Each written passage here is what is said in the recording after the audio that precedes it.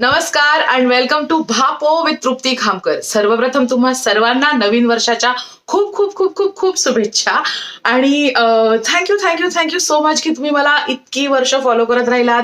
गोलगप्पा कधी येणार, गोलगप्पा कधी येणार, गोलगप्पा कधी येणार म्हणून मला विचारत राहिलात आणि 3 वर्षानंतर finally I have come with a new podcast फक्त तुमच्यासाठी, ज्याचं नाव आहे भापो. हॅशटॅग भावना पोचल्या, कारण तुमच्या भावना माझ्यापर्यंत पोचल्या आहेत. सो फायनली आज सोमवार आहे, 1 जानेवारी आहे आणि असं कधीच होत नाही की मी 1 तारखेपासून हे सुरू करेन आणि मग तो सोमवारही असतो. पण तुमच्यासाठी आणि तुमच्या प्रेमासाठी आपण हा पॉडकास्ट सुरू केलेला आहे. आजचा आपला पहिला एपिसोड आहे करेक्ट, स्टार्टिंग प्रॉब्लेम.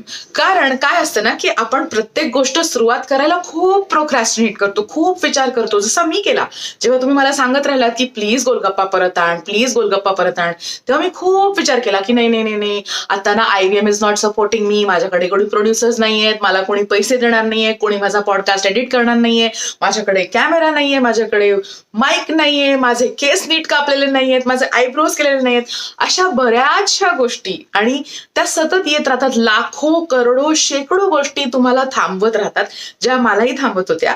तर the idea is that the overall idea of this podcast is की मला जे वाटतं, माझ्या ज्या भावना आहेत त्या तुमच्याही आहेत. आपल्या दोघांच्या खूप सिमिलर भावना आहेत ज्याच्याबद्दल मी बोलणार आहे. आणि गंमत अशी आहे ना की त्या सगळ्यांच्याच सेम असतात, सगळ्यांनाच तसं वाटत असतं आणि कोणीच त्याच्याबद्दल बोलत नसतं. म्हणून हा पॉडकास्ट आहे भावना पोचल्या.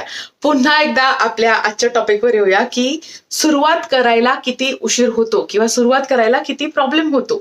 तर गंमत अशी आहे की प्रत्येकाच्या लाईफमध्ये हा प्रॉब्लेम येतो, जो माझ्याही आला, जो तुमच्याही आल्या. आणि तुम्ही कॉमेंट्समध्ये लिहून सांगू शकता की तुमचा काय काय काय काय स्टार्टिंग प्रॉब्लेम होता. पण the fun part is that खरं बघायला गेलं ना आपण तर कोणीही आपल्याला थांबवत नसतं. कुठलाही कॅमेरा, कुठलाही माईक, कुठलाही लाईट, कुठलीही व्यक्ती, कुठलंही प्रोडक्शन हे मला पॉडकास्ट करण्यापासून थांबवू शकत नाही. जर कोणी मला थांबवू शकतं तर ती मी आहे, जी स्वतःला सारखी थांबवत असते आणि ते मी आज बंद केलंय. तर मला असंही वाटतं की कदाचित माझ्या या नवीन इनिशिएटिव्हमुळे तुम्ही सुद्धा आज 1 जानेवारी किंवा जेव्हा तुम्ही हा शो बघत असाल तेव्हा तुम्ही आपलं पहिलं पाऊल उचलाल. पहिलं पाऊल खूप महत्वाचं असतं.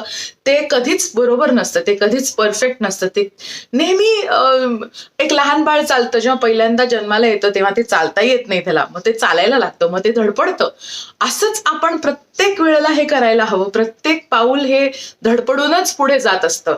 त्यामुळे जर आपण असा विचार करत असू की माझ्या डोक्यात एक आयडिया आहे ज्याचा मी पॉडकास्ट बनवणार आहे आणि तो मराठीमध्ये असणार आहे आणि मग त्याचं नाव मी भापो ठेवणार आहे, पण मी ते त्या दिवशी करेन ज्या दिवशी मला सगळं परफेक्ट मिळेल. तर तोपर्यंत कुठल्या तरी दुसऱ्या तृप्ती खामकरने तो पॉडकास्ट बनवलेला असेल आणि तो ऑलरेडी ऑनलाईन असेल. आणि मग then you start feeling oh God, ही आयडिया माझ्याकडे आधीच आली होती. असं होतंय ना आपल्या सगळ्यांबरोबरच. वाव, तिथे ड्रिल चालू आहे. अमेझिंग. Alright then. सो असे ड्रिल्स जे आहेत ते आपल्या आयुष्यात येत राहतील, आपल्याला अडवत राहतील. पण काय महत्वाचं आहे ते हे आहे की आपण आपलं पाऊल पुढे टाकत राहिलं पाहिजे. कारण आपण जर पहिलं पाऊल नाही घेतलं तर ते दुसरं पाऊल जाणारच नाही आणि मग आपण पुढे पोहोचणारच नाही. एक खूप इंटरेस्टिंग गंमत आहे आणि हा पॉडकास्ट असा असणार आहे जोपर्यंत मला कोणीतरी प्रोड्युसर मिळत नाही किंवा मला कोणतरी एक गेस्ट मिळत नाही तोपर्यंत मीच तुमच्याशी गप्पा मारेन. आय होप ते इंटरेस्टिंग असतील. मी काही माझ्या आयुष्यातल्या गोष्टी गमती जमती तुम्हाला सांगेन, जशी आत्ता सांगणार आहे की काही वर्षांपूर्वी जेव्हा मी स्टँडअप सुरू केलं, स्टँडअप करायला सुरुवात केली, तेव्हा पहाटे सकाळी मी अशीच इथे बसले होते माझ्या घरी आणि माझ्या मैत्रिणीचा फोन आला, जिचं नाव आहे पूजा स्वरूप. तिचा फोन आला आणि तिने मला सांगितलं की काय चाललंय आजकाल आयुष्यात.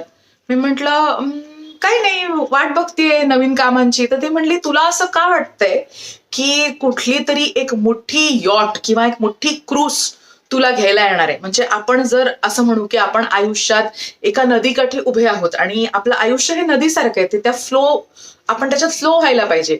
तर तुला असं का वाटतंय की एक मोठी शिप किंवा एक मोठी क्रूज तुला घ्यायला येणार आहे? असं होणार नाहीये. तर ती म्हणली एकतर पहिली जी बोट मिळेल ती पकड.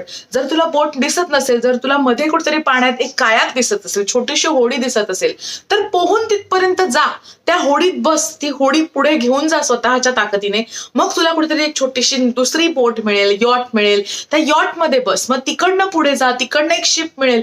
सो दी आयडिया इज की आपण आयुष्यात किती मोठ्या शिपमध्ये किंवा किती मोठ्या होडीत बसून ट्रॅव्हल करतो हे महत्वाचं नाहीये. काय महत्वाचं आहे की आपण त्या नदीमध्ये वाहतोय, आपण त्याच्यात पुढे पुढे जातोय, हे खूप जास्त महत्वाचं आहे. आणि त्याच्यासाठी पहिलं पाऊल उचलणं हे महत्वाचं आहे. हे मला आज कळलेलं आहे आणि म्हणून मी तुमच्यापर्यंत पोहोचवलेलं आहे. हीच आपली जी भावना असते की मी कसं सुरू करू, तर सुरू करावंच लागणार. आज किंवा उद्या किंवा परवा कधीतरी आपल्याला ते पहिलं पाऊल घ्यावं लागणार.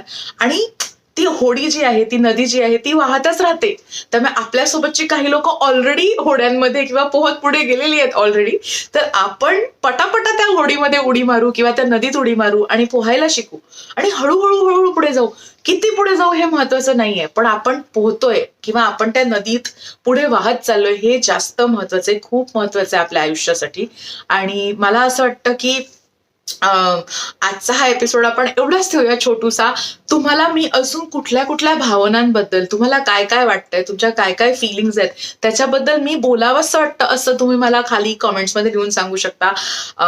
सगळ्यात मोठं कॉंग्रॅच्युलेशन मी तुमचं करीन, खूप अभिनंदन की तुम्ही मला फायनली धक्का मारलात.